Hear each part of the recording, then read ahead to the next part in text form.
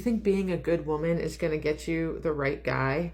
No, that's a lie we've all been sold. That's not the bait. Most men say they want a good woman, but what they really mean is they just want to take advantage of one. You see, when you're good, when you do all the things, that often means that they're either using you for those good things you bring to the table, or they feel like they need to step up and they can't do that. If you think doing the laundry every day is a good thing, he's just going to complain that he's wearing the same thing every day because the clean clothes are always on top of the pile that he never puts away. If you think cooking a homemade meal every night is the secret, well, it's not, because he's going to complain that it doesn't meet his dietary guidelines and then just go and eat a can of Chef Boyardee. And if you think being financially smart is attractive, wrong again. Most divorced men are financial train wrecks, so they just want you to be as reckless as they are so they never have to clean up their act. So yeah, be a good woman for you because you take pride in who you are and you want to live a certain lifestyle or certain standard, but not because you think it's going to earn you love.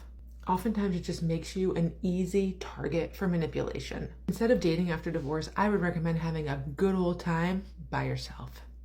Listen, you know when you like a man, you're talking to a man, you're not even in a relationship with the man. Do you do this too? Because I don't know if I'm just fucked. We're not even in a relationship, bro. But if I like you, if I'm locked in, bruv. We're already, I'm not talking to no motherfucker. There's something wrong with me. It's like, I have this like sense of loyalty and I'm not even with you, brother. And I bet your ass you're talking to other bitches. The other bitches sliding, you go like, you keep your options open. Bitches that have a roster of men, if I genuinely like you, I'm locked in. I can't do it. What's wrong with me? What is wrong with me? Because the truth is, this might not even be my man, but I'm locked in. What is wrong with me? My husband is probably in the DM somewhere, but I can't hit you back, bruh. I can't hit you back because I'm talking to another brother that may not be my man, but I think he might be my man and I like him, so therefore I'm locked in. What is that? Is it hyper-focus? Is it like ADHD brain that I'm locked into this thing that I'm obsessed with right now? Will I be obsessed with him long term? I don't know because I'm not sure yet, but I've fucked up all my other options. Do you do that? So last night I ended things with a guy that in one of my previous videos I had referred to as the most intentional man I've ever spoken to. It really does suck because he truly is amazing, has a lot of the things I'm looking for in a person, but we hung out like 6 or 7 times and I just wasn't feeling it. And it's just really a shame because he really is a great guy. If he had asked me for more details, I really don't know that I would have been able to give him many besides that shame, but there's really nothing you can do. It's just the name of the game. Yeah, let this be a lesson that being a good guy, nice guy, chivalrous, romantic, green flag, emotionally available, intentional with your communications, showing her what a great boyfriend you would be, what a great dad you would be. These things don't necessarily build attraction, even though women say it does. This whole situation shows how confusing modern dating can be for men who genuinely put in effort. You got a woman saying she finally met a man who behaves with purpose, who treats her with respect, and who actually follows through. She said he met every standard she talked about. They spent real time together. And she still said the spark wasn't there. Men hear stories like this constantly, where someone claims to want stability, then walks away the moment a stable man appears. Some women have developed a habit of linking attraction to emotional turbulence. If the connection doesn't feel chaotic, they assume something is missing. A man who brings clarity and calm doesn't register as exciting, not because he lacks anything, but because they've grown accustomed to relationships that revolve around tension. So when a grounded man enters the picture, he gets dismissed simply for not matching the emotional noise they're used to. This creates a dead end for good men. They show consistency and sincerity, thinking that's how you build something real, only to be told there's no pull. Then, when someone chooses a partner who fuels the same unhealthy patterns, the eventual fallout gets projected onto men in general. Meanwhile, the man who tried to offer something meaningful gets overlooked and labeled uninteresting, even though he was the only one acting like a partner instead of a source of drama. It's a cycle many women fall into without realizing it. Constant emotional highs and lows get mistaken for connection, and peace gets mistaken for emptiness. The kind of man they claim to want becomes invisible because he doesn't trigger old habits. And instead of recognizing that their choices are driven by comfort with dysfunction, they end up repeating the same story and wondering why relationships keep collapsing. Men see this play out so often that it becomes impossible to ignore. The very qualities they're told to develop, patience, emotional awareness, reliability, end up being the same traits that certain women reject. Not because a man failed, but because she's drawn toward situations that feel familiar, even when those situations bring stress. Until that pattern changes, good men will continue to be pushed aside while the cycle repeats itself. Every man that I've gone on dates with that has been a masculine energy man, he's secure, he's confident, he's financially successful, they never ask me about my work, my job, my career. They don't ask me at all. They don't care. They don't care if I'm CEO or if I'm working minimum wage. They do not care. They maybe around date 3 will maybe be like, what do you do? And it's more like just kind of curious as far as like getting to know me. And it's usually like, do you like what you do? Do you like your job? Do you like what you do every day? But they're not asking very specific questions. It's more like, what time are you done with work so I can take you out? Those are the kinds of questions those men ask me. But then the insecure men who are not in their masculine energy, they bombard me with questions about my job. They want to ask me so many questions. At one point, I was like, should I just tell you what my salary is? Jeez. A lot of men are watching the situation and shaking their heads. A woman who constantly promotes herself as strong and independent suddenly becomes upset because a man didn't step in to help her. Then she claims masculine men don't care about a woman's profession. That idea gets tossed around online all the time, and it couldn't be further from reality. Men who have stability and goals actually do pay attention to a partner's ambitions, not because they need her money, but because they respect a woman who has direction and purpose. What she's missing is that most men don't judge a woman based on whether she earns a lot or a little. A woman could work an entry-level job, and men would still build a life with her if she brings loyalty, kindness, and partnership. Men value how they're treated, not someone's salary. Yet many women today place so much importance on their own career status that they assume men think the same way. They project their values onto men without stopping to understand what men actually look for. This is why so many men feel misunderstood. They're not searching for competition or someone trying to one-up them. They want peace, support, and genuine connection. But some women have convinced themselves that their job title is the centerpiece of their identity, and then they feel shocked when men don't react to it with the same enthusiasm they expect. Instead of listening to how men think, they create narratives that paint men as uncaring or uninvolved. And here's where the frustration builds. The same women who insist they can handle everything alone often complain when men don't jump in immediately. They want independence until independence becomes inconvenient. Then suddenly, the man who didn't rush to assist becomes a villain. It's an inconsistent standard that men are tired of trying to meet. Many women expect emotional support, financial strength, physical protection, and constant reassurance. Yet they offer very little understanding of what men appreciate in return. Men aren't asking for much. They're not impressed by job status or advanced degrees. They respond to warmth and loyalty. But instead of embracing that, some women refuse to adjust their expectations and end up blaming men for not viewing relationships the same way they do. Until that mindset shifts, the disconnect will keep growing, and genuine connection becomes harder to build. I love how every woman is always talking about how they don't want to settle, they're not settling for less than they deserve. Okay, but honestly speaking, most of the women that are saying this don't really deserve much. Like, you guys are not a catch.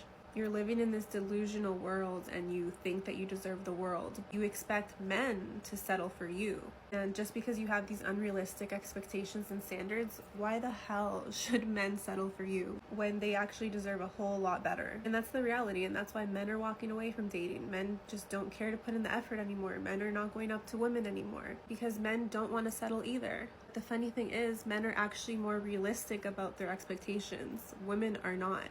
This clip says everything about the dating chaos we're seeing lately. She openly said not every woman deserves a good man, and she wasn't lying.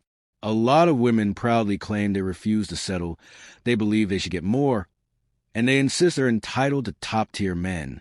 But the loudest ones shouting it are usually the ones bringing the least to a relationship. They hype themselves up online, but the reality behind the scenes is rarely matching the energy. There's a growing trend where some women demand high-value partners, while offering the bare minimum in return. They think simply existing qualifies them for men who have discipline, stability, and purpose. Meanwhile, They don't work on communication, patience, cooperation, or accountability. It's all about what they think they deserve, with zero focus on what they actually contribute. That kind of attitude pushes good men away instantly. Men aren't turned off by standards. Men are turned off by fantasies. They're tired of meeting women who expect devotion, luxury, and constant effort, yet refuse to look inward. It's exhausting dealing with people who want partners far above their own maturity level. These unrealistic checklists, built from social media validation, make it nearly impossible to form genuine connections. Men see it, and they step back because they know it won't lead anywhere healthy. What's wild is that many of these women don't even recognize the contradiction. They demand exceptional treatment, but bring no emotional depth, no reliability, and no willingness to build something real. They call average men not good enough, while ignoring how little they've invested in becoming quality partners themselves. It's an expectation gap that keeps widening, and the only ones losing out are the women who think entitlement is a strategy. The message she said was uncomfortable, but it was accurate. Some women simply aren't prepared for good men. They chase lifestyles instead of character, appearances instead of loyalty, attention instead of commitment. Until they shift their mindset, they'll continue to overlook decent men, while chasing illusions that never turn into lasting relationships. What kind of world do we live in, where a normal, regular girl cannot find just a regular guy out here to date? Now, I don't want to kick somebody when they're down, because I don't know this girl. I don't know the guy that she's talking about. For all we know, this guy was a terrible person. But what I will say is that she goes on this rant about how a normal, regular girl cannot find somebody to date. And with that statement, I gotta say, I highly, highly disagree. We could sit here and argue all day whose lives are harder, male, female, we don't know. There's really no way to prove it. The different obstacles a male has to go through compared to a female, they're just so different that we're never going to be able to come to an agreement on which one has a harder life. What I will say is I'm almost certain that for an average guy, dating for an average guy is way, way harder than for an average girl. I see it and I hear it all the time where a girl will chase an emotionally unavailable man or an obviously immature man and then blame the rest of the dating pool because they pick the worst type of dudes to pursue. The reality is there's plenty of men who would be happy, more than happy, to have an average girl, like 100%. You are this emotionally exhausted after a breakup with a guy, and then you start blaming all guys, and no guy wants this, then trust me, I don't even know how to describe to you what the dating pool is like for men right now. People in general start to do so much stuff that they forget who the average person is. I'll show you who the average guy is. The average guy makes about $36,000 to $50,000 a year, depends on your age, and he's approximately 5'9". I know there is a handful of women that would say they are more than happy to be with a guy like that. But we've all seen these videos of girls going on long rants about how they want a guy who makes this much, is this tall. They have a lot of requirements. I'm not saying they're wrong for having this type of criteria for dating. If you want to be with a guy who's 6 foot or 6'3" and you want to be with a guy who makes $1 million a year, have at it. I support you and I hope you find this individual. All I'm saying is if you are this hysterical at dating for being an average woman, oh my God, you'd want to jump off a cliff if you saw what's out there for the average guy. Because an average woman can easily get an average guy. If not, she could probably even get an above average guy because the supply and demand in the dating market right now is 100% in favor of women. As an average guy, you got to step up your game a little bit because it's not as easy to get somebody who's literally on the same level as you. Because the dating market right now has gone so crazy and so out of whack that as a guy, yeah, it's going to be difficult to literally get somebody who's technically equal to you. I wish you the best of luck in all your dating experiences and just thank God that you're not a guy because you would need some serious therapy with what's out there for us. This video shows exactly why men are stepping back from dating today. She's in tears saying she can't find a regular guy, but her version of regular is a man in the top earning bracket, towering over everyone with model-level looks. That's not ordinary, that's elite. Yet she frames it like men are failing her, instead of recognizing that her idea of normal is completely detached from reality. This mindset is becoming common. Some women describe themselves as simple and down to earth, but the men they chase require rare genetics, impressive income, and flawless presentation. They overlook average, reliable men who would actually treat them well because they're fixated on a fantasy partner that barely exists. Then they get frustrated and start crying online, asking what's wrong with the world. Nothing is wrong. Their expectations are just out of reach. As soon as they break down emotionally, the comment section fills with empty empowerment lines. You don't need a man. Stay single. You're still strong. You're a queen. Instead of giving honest guidance, people feed the same mindset that caused the disappointment in the first place. No accountability. No reflection. Just encouragement to keep chasing a dream that keeps blowing up in their face. Meanwhile, countless men who actually want connection get ignored because they don't match a checklist built from social media illusions. These women demand traits that only a tiny fraction of men possess, then call dating hopeless when those men don't pick them. But they never consider that aiming for the extreme and dismissing everyone else is the reason they feel alone. It's not the dating world failing them. It's their own selective vision. This cycle keeps repeating. Unrealistic goals, disappointment, tears, and then more encouragement to stay on the same path. Instead of choosing men based on character, consistency, and effort, they focus on height, income, and popularity. Until that changes, they'll continue running into the same wall, while claiming there are no regular guys left. I just need to know from a men's perspective, are y'all waiting on girls to talk to you first? Like, are you waiting on a girl to ask you on a date first? I would say that by and large, a lot of men would be pleasantly surprised if a woman actually made the first move. That's crazy to me. Why? When this Point is, leave women alone. They don't want you. is the type of thing that countless men see every single day pushed on social media. Like when you're out in public and you're making eyes with a girl and you're like making it known that you're attracted to her, but you're not going to say something. How are you not going to say something? Because they keep hearing things like this. Stop stalking them, putting them in vulnerable situations to try to get in their pants. Is it becoming clearer yet? What are the huevos? What are the huevos these days? Oh, the huevos still exist. They're just playing it safe and avoiding individuals with this type of mentality. Each one of you are going to go to hell. And what man in his right mind wouldn't want to approach that? My man to be assertive and dominant. If you want to say something to me, say something to me. I think a lot of men are honestly just confused because that type of behavior has been called toxic masculinity. I'll give you the opportunity. I'll put my phone down. I'll drop the handkerchief. But I'm not going to do it first. Of course not. Because after all, that would just be too easy. This video proves exactly why so many men have stepped back from dating. She's shocked that men no longer want to be the first to speak. But after the treatment men get today, why would they? A simple greeting can turn into insults, rejection with attitude, or being labeled weird for trying. Men don't avoid approaching because they're scared. They avoid it because they're tired of being punished for showing interest. A lot of modern women don't realize how draining it has become for men to put themselves out there. Every attempt gets met with coldness or unnecessary ego. The moment a man says hello, he risks being laughed at, recorded, or publicly shamed.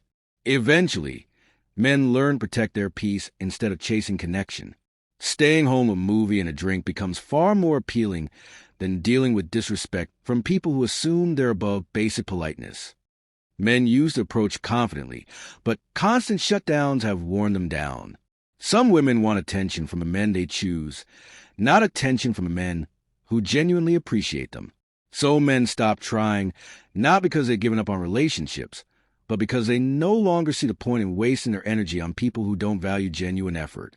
That loss of appreciation slowly kills the desire to even participate in dating anymore. The craziest part?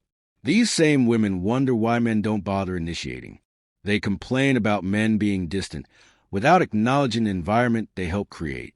Men aren't interested in unnecessary conflict, games, or disrespect.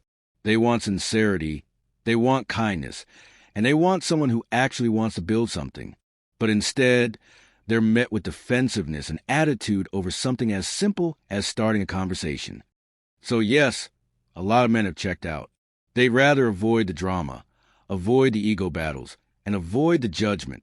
If approaching someone feels like a punishment instead of possibility, men will continue sitting on the couch, enjoying quiet nights, and choosing peace over emotional chaos. They're not missing out.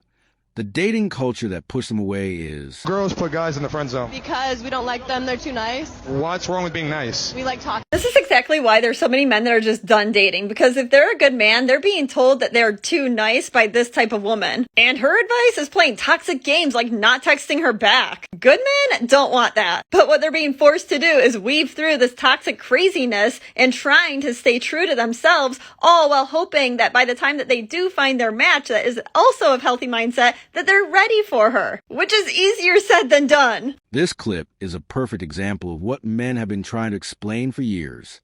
He asked her why women stash good men in the friend zone, and her response was shocking but honest. She straight up admitted that some women avoid the nice guys because they prefer men who bring chaos into their lives.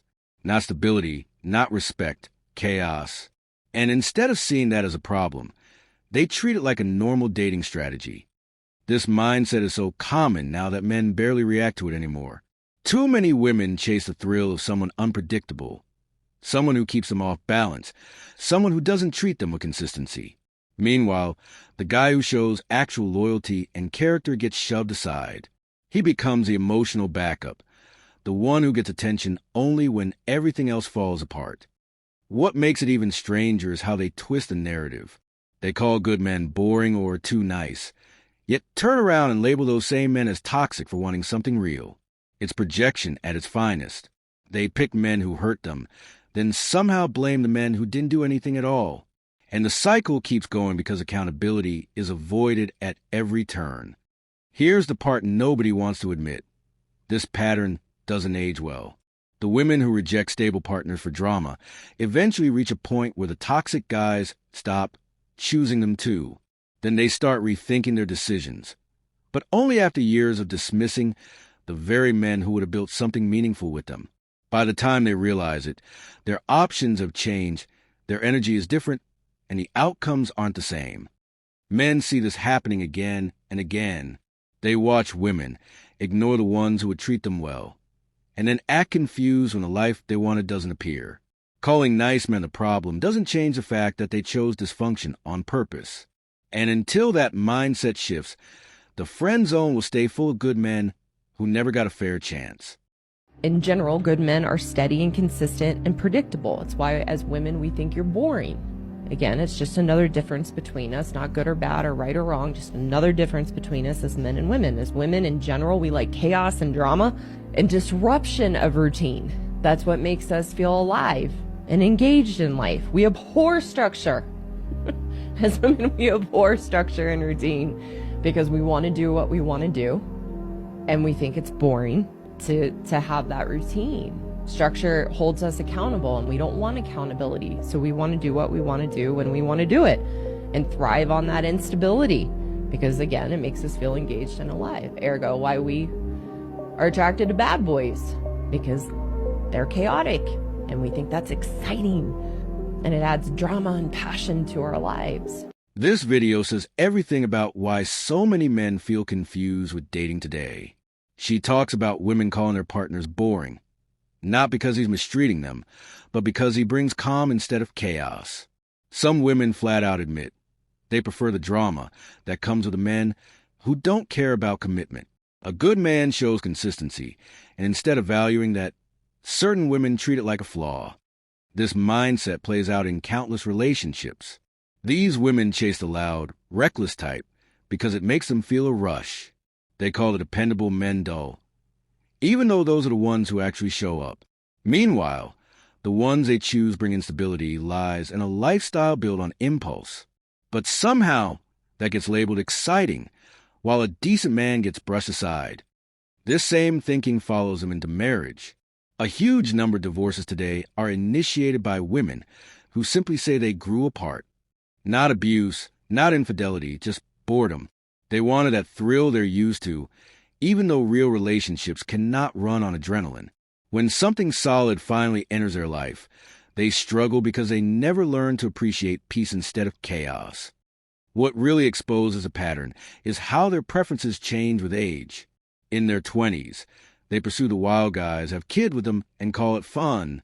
But once they hit their 30s and feel the consequences of their past choices, suddenly the type of man they dismiss becomes valuable.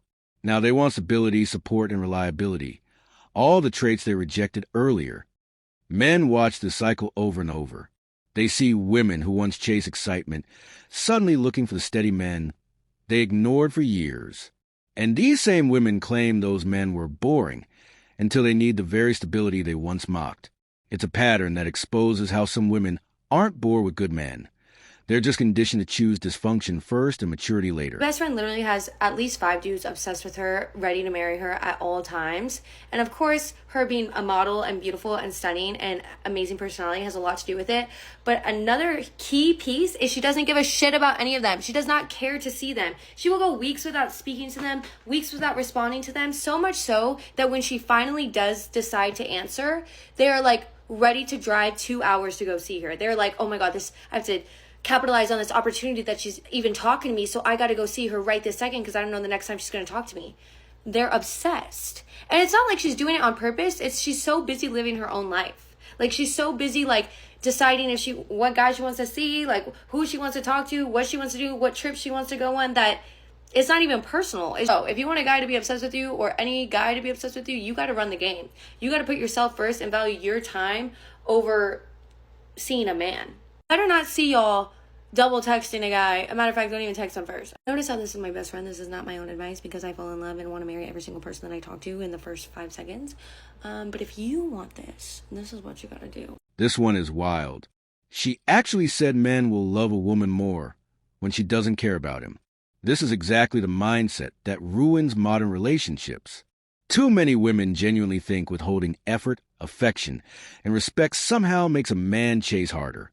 They treat indifference like a strategy instead of realizing it pushes real men away instantly. Some women cling to the idea that emotional distance equals power. They think acting cold makes them more attractive. Meanwhile, the only men who respond to that nonsense are the ones who enjoy games, not the ones who want loyalty. The women who follow this advice overlook the fact that good men value connection, not manipulation.